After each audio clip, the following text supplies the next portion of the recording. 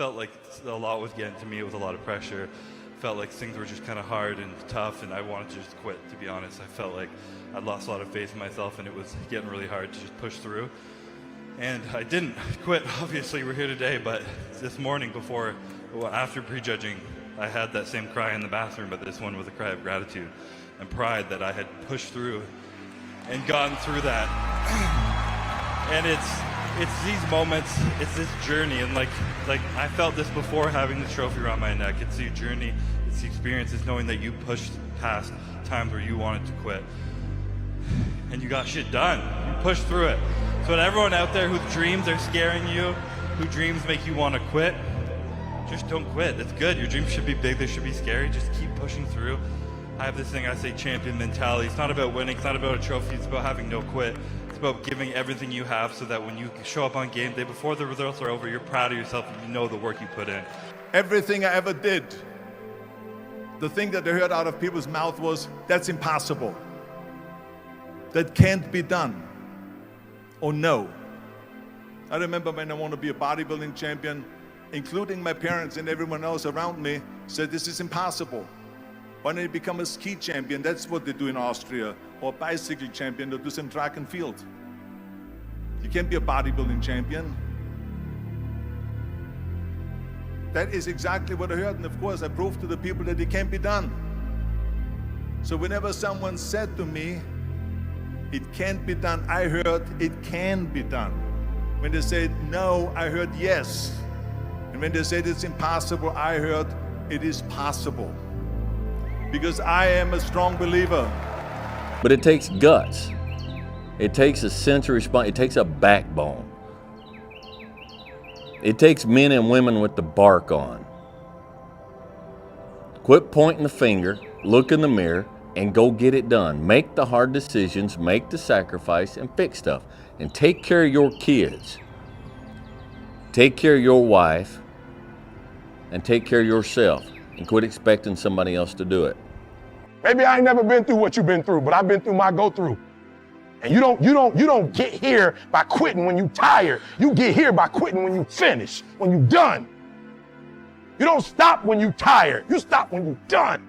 You stop when you complete it, when you execute it. Execution is worship. And so I execute for my mom. I execute for my grandma. I execute for my sister. I execute for those kids in the hood who looking for a role model. That's why I wear the hat with a PhD. That's why I wear the J's. So when the kids in the hood look at me, they say, if E.T. can do it, I can do it. That's why I can't quit and give up, even though I get tired just like everybody else. I feel I still have room to improve. I still set goals for myself to strive for. I'm never complacent with what I've achieved. Even though it's been very successful for me, I still feel I have a lot to prove, not just as a player, but as a person, as a father, to some extent as a role model in all aspects.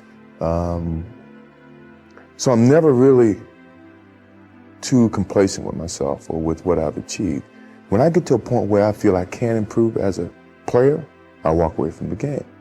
It's just hard when you're not where you want to be in life, and if you're listening to this and you're just not satisfied with your position in life. It's hard to think that way. All you want is that thing, but you gotta somewhere along the line figure out how to enjoy yourself.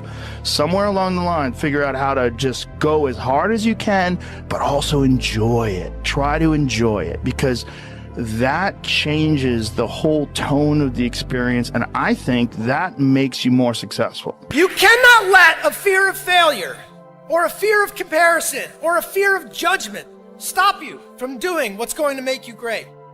You cannot succeed without this risk of failure. You cannot have a voice without the risk of criticism. And you cannot love without the risk of loss. You must go out and you must take these risks. And people will tell you to do what makes you happy. But a lot of this has been hard work. And I'm not always happy. And I don't think you should do just what makes you happy. I think you should do what makes you great.